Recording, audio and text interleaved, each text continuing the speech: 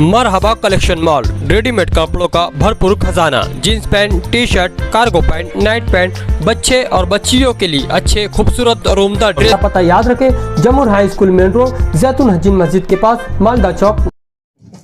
मालेगांव महानगर पालिका की सार्वत्रिक निवडणूक 2025-26 इसके एक आज के जो पत्रकार परिषद है, इसमें सभी प्रिंट मीडिया, इलेक्ट्रॉनिक्स मीडिया और अन्य मीडिया के प्रतिनिधि का मैं स्वागत करता हूं। राज्य निवडणूक आयोग ने 15 दिसंबर 2025 को राज्य की सभी 29 महानगर पालिका का निवडणूक प्रोग्राम का ऐलान कर दिया। उसमें मालेगांव महानगर पालिका भी शामिल है। मालेगांव महानगर पालिका में एकूण मतदाता 5,17,663 है। उसमें जेंट्स मतदार है 2,66,472 और लेडीज़ मतदार है 2,51,177। 14 मतदार ट्रांसजेंडर अन्य हैं।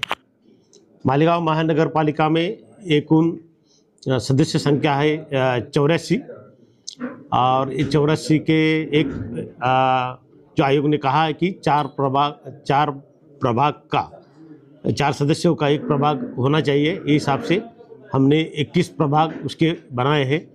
आयोग ने ये भी सूचित किया है कि 3 से 4 प्रभाग के लिए एक निवडणूक निर्णय अधिकार हो।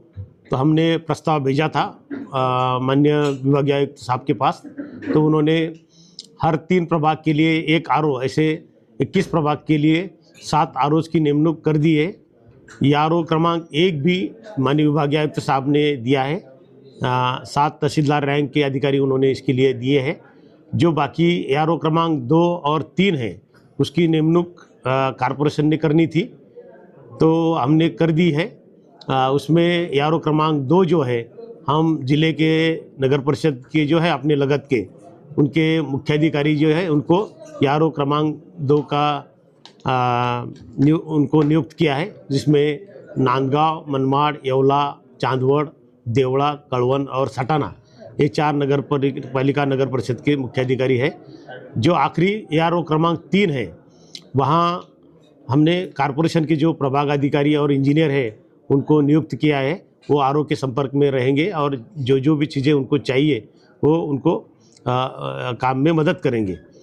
जो 7 आरओज़ है वो डिप्टी कलेक्टर लेवल के हैं और आरओ क्रमांक 1 जो है तहसीलदार लेवल के हैं। एक 8वां अधिकारी उन्होंने डिप्टी कलेक्टर लेवल का हमें दिया है आचार संहिता कक्ष के लिए, महेश सेलार बोल के, तो उनकी भी नियुक्ति हमने की है। उनका कार्यालय वाडिया हॉस्पिटल में रहने वाला है। इस तरह से ये आरओ की निमणूक वगैरह हो गई है। उसके बाद जो अलग अलग कमिटीज़ और स्क्वाड्स बनाने थे राज्य निवडणूक आयोग के निर्देशानुसार, वो हमने पेड न्यूज़ बाबत एक कमेटी बनाई है। बाद में जो उम्मीदवार कैंडिडेट्स का जो खर्चा रहेगा उसके लिए भी हमने अकाउंट्स के लोग की कमेटी बनाई है। आचार संहिता कक्ष भी बनाया है। आचार संहिता का पालन अच्छा होता है कि नहीं, इसके लिए जो एफएसटी फ्लाइंग स्क्वाड, एसएसटी स्थिर पथक और वीवीटी वीडियो विजिलेंस टीम, वो भी हमने बनाई है, जिसमें पुलिस का कर्मचारी हम आज नियुक्त करेंगे और जल्द से जल्द ये टीम कार्यरत हो जाएगी। हमने एक खिड़की योजना भी वहाँ करी है, जिसमें हर एक उम्मीदवार को जो भी अनुसूचित चाहिए वो अनुसूचित वहाँ से मिल जाएंगे। वो एक खिड़की में अलग अलग विभाग के, जैसा महसूल, इलेक्ट्रिसिटी, कारपोरेशन, जो भी है उनके प्रतिनिधि रहेंगे और वो एक जगह से ही उनको अनुसूचित दे देंगे। जो इलेक्शन का प्रोग्राम है उसमें 23 दिसंबर से 30 दिसंबर तक अर्जी खरीदी करना है और नामांकन पत्र भरना है। सिर्फ 30 तारीख को अर्जी जो है खरीदी करना, वो 11 से 2 बजे तक रहेगा। आखिरी 1 घंटा में नामांकन पत्र विकत नहीं मिलेंगे और बाकी जो पीरियड है उसमें नामांकन पत्र दाखिल किया जा सकता है। 31 दिसंबर को जो एप्लीकेशंस आए उसकी स्क्रूटनी होंगी। 2 तारीख तक अर्जी वापस लिए जाएंगे और 3 तारीख को सिंबल अलॉटमेंट होगा। जो एक्चुअल इलेक्शन है, मतदान, वो 15 जनवरी को होगा और 16 जनवरी को वोटों की काउंटिंग होगी। इस तरह से इलेक्शन का प्रोग्राम है। जो राखी उम्मीदवार हैं उनके लिए जो वैलिडिटी का प्रमाण पत्र चाहिए, इसके लिए उनको सिफारिश चाहिए, तो वो सिफारिश पत्र देने का अधिकार हमने निवडणूक अधिकारी को दिया है। बाकी जो शौचालय के दाखले हो, अन्य दाखले हो, प्रभाग से मिलेंगे। नायदे दाखला जो है बेबाकी का, वो हमारा गृह कर विभाग जो है वहाँ से मिलेगा। बाकी जो डिटेल में आरओ वाइज प्रोग्राम है वो ऐसा है कि 7 अपने आरओज हैं। पहला आरओ जो है वो जो अपना नया तहसील है वहाँ रहेगा। वहाँ 2, 11 और 12 ये प्रभाग उसमें शामिल रहेंगे। वहाँ से जो सीलिंग सेटिंग और वहाँ वो पेटी वहाँ रहेंगी। सामान वाटप भी तहसील से ही होगा, लेकिन इलेक्शन के बाद जो सामान जमा होगा वो धान्य गोडाउन में होगा और काउंटिंग भी धान्य गोडाउन में होंगी। 2 नंबर का आरओ जो है वो IMA हॉल में बैठेगा। वहाँ प्रभाग क्रमांक 1, 9 और 10 ये शामिल है। वहाँ पूरी कार्रवाई सीलिंग सेटिंग से काउंटिंग तक पूरी कार्रवाई IMA हॉल में ही होगी। आरओ क्रमांक 3 जो है प्रभाग क्रमांक 2 का जो कार्यालय है वो वहाँ पहले मंजिल पे रहेगा। उसमें प्रभाग क्रमांक 3, 6 और 7 शामिल है। इनका सीलिंग सेटिंग से लेके काउंटिंग तक पूरा काम शिवाजी जिमखाने में होगा। 4 नंबर का आरओ जो है दिलावर हॉल के पहले मंजिल पे रहेगा। उसमें 4, 5 और 8 ये प्रभाग शामिल है। वहाँ सीलिंग सेटिंग और सामान इलेक्शन का सामान वाटप ये दिलावर हॉल में होगा और उनका काउंटिंग और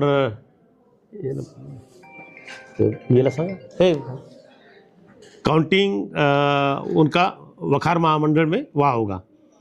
5 नंबर का आरओ जो है वो महापालिका की जो पुरानी इमारत है अपनी वहाँ बैठेगा। उसमें 13, 15 और 17 ये प्रभाग शामिल है।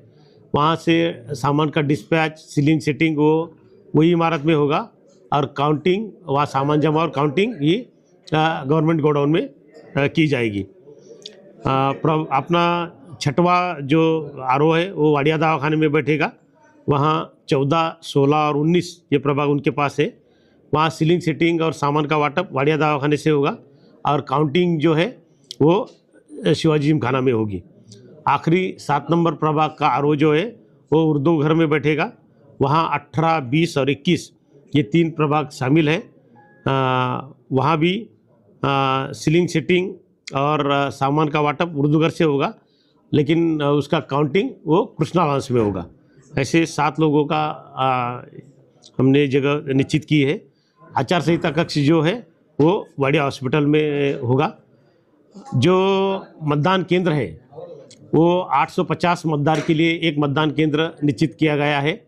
अपने पास कुल 5,17,663 वोटर है। वो 850 से डिवाइड किए तो लगभग 609 मतदान केंद्र अपने पास आते हैं। तो प्रभाग न्याय ये मतदान केंद्र वो मतदार संख्या के अनुसार रहेंगे। उसकी यादी आज हम प्रसिद्ध करने वाले हैं। यादी प्रसिद्ध होने के बाद एक यादी हम पुलिस को देंगे और वहाँ पुलिस और आरओ संवेदनशील जो मतदान केंद्र है उसकी निश्चिती करेंगे और वो हिसाब से कार्रवाई कारपोरेशन उसके ऊपर करेगी। एक बड़ा बदलाव ये इलेक्शन में ये है कि जो अनधिकृत बांधकाम में कोई कैंडिडेट अनधिकृत बांधकाम करता है और इलेक्शन में खड़ा रह के जीत जाता है, उसकी कभी कंप्लेंट होती है और सिद्ध होता है तो उसका डिस्क्वालिफिकेशन हो जाएगा। ऐसा शपथ पत्र हम उसके पास से भर के लेने वाले थे।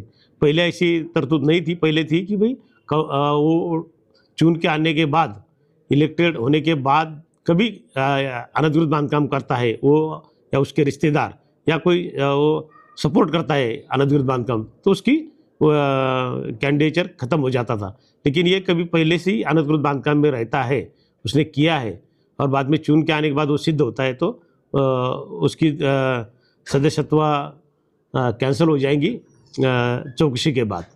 ये बदलाव है। दोबारा मतदार 11,674 है। उसकी फिजिकल वेरिफिकेशन चालू है, 90% काम हुआ है। अभी तक लगभग 1000 दुबार वोटर हमें मिले हैं। आज शाम तक या कल तक उसकी छानबीन पूरी हो जाएगी।